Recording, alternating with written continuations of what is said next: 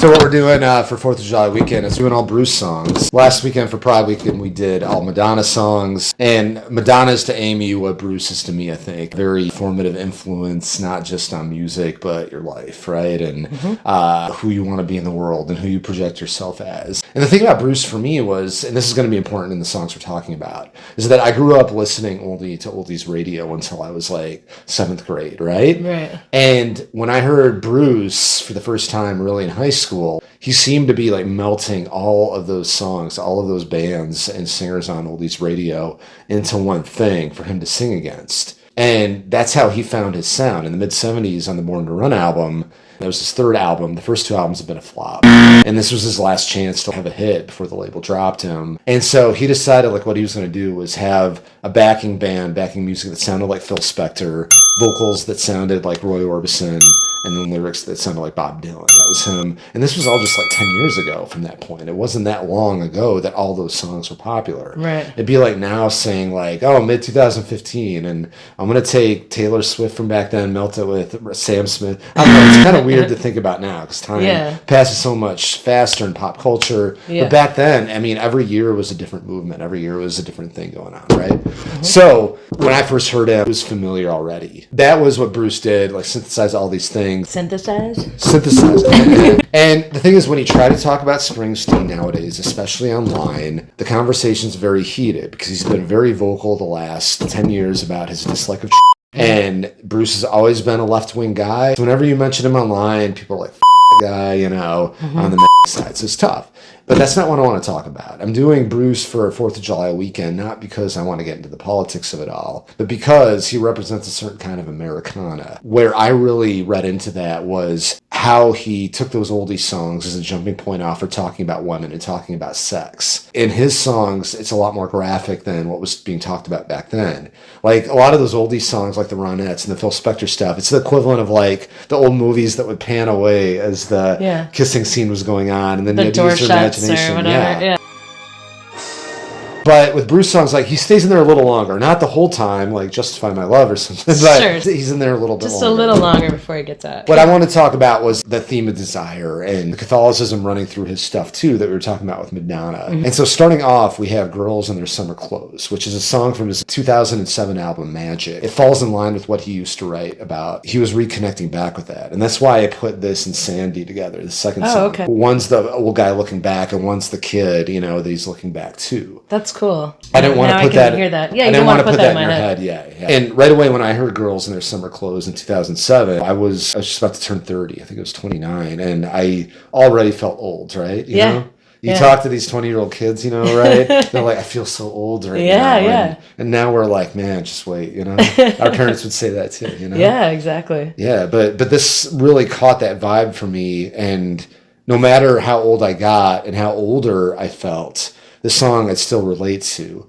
Because, you know, it's like the Days to Confuse quote, right? You know, I get older, but they stay the same age. Yeah. And then, you know, when summer comes out, you see, you know, young girls in their 20s at the prime of their life, their physical peak. And you have this reactionary sexual physical impulse. And it's sad to me. It's sad that, like, you're going to have those melancholy moments of realizing you're getting older. You're going to die. And things are off limits to you a little bit. But you still have these memories of when they weren't. With all these acknowledgments, there's a triumph, especially in Springsteen songs, of recognizing and moving on. But for some reason, the song, like, it's harder for that guy to move on. And that's why it resonates so much as I get older, you know? Gotcha. You never heard this song? No. What were your first impressions? Either song, actually. I honestly, thematically, wasn't paying as much attention to that overarching theme you're talking about, but it did evoke, like, feelings of summer to me without even overanalyzing it. Without being sad about it? Yeah, it's like it had a vibe of like, it was like the tempo and everything is very much in the same dynamics the whole time. Like the drums and the keys and his voice is mixed a little lower than I feel like it usually is on some songs. Like it's all in the mix.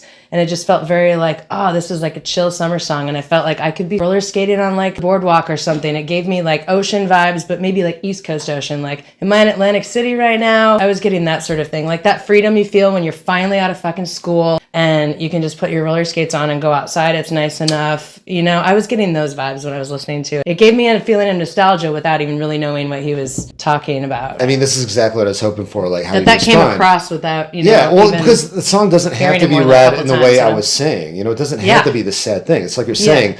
So it evokes this atmosphere by doing this like classic Beach Boys arrangement and classic 60s Phil Spector thing. And you're right, his voice is mixed lower. It's multi-track too, which he doesn't do a lot. I was wondering what was going on. I was like, this doesn't sound like other Springsteen arrangements. Right. It's really cool. And I think he was just trying to bring back the past as much as possible, so you have that surface of, you feel everything around you. But the thing is, when you're a kid, the girls in their summer clothes passing you by isn't about thinking like they're off limits. It's just about like, oh, they're not going to look at me. I'm just a dumb kid or whatever. Like, I don't know how to talk to these people. And that's the level the song works on, too. Right. When you're a kid, a teenager, and you're just coming into your own sexual prime, then you're like, how do I react to all this? Yeah, you know? yeah. Maybe it's like the sadness that you're talking about. I guess it's like, that's what I meant by my word nostalgia. It's like, that is part of what nostalgia is to me, is it has that little tinge of melancholy. And I think that definitely comes across. And like, I don't know if it's in the chord changes or just in the vibe that he's singing it, but I felt a melancholy kind of running through it too. Like, you know how we talk about Holiday kind of having that too? It's like, there's this dark underbelly to maybe this like, could be a beach pop song that's like really summery, but you can hear the melancholy underneath of it. I think for sure it's there, which is I think where I was pulling the word nostalgia from, because I think of nostalgia as having melancholy with it too, like a longing for the past.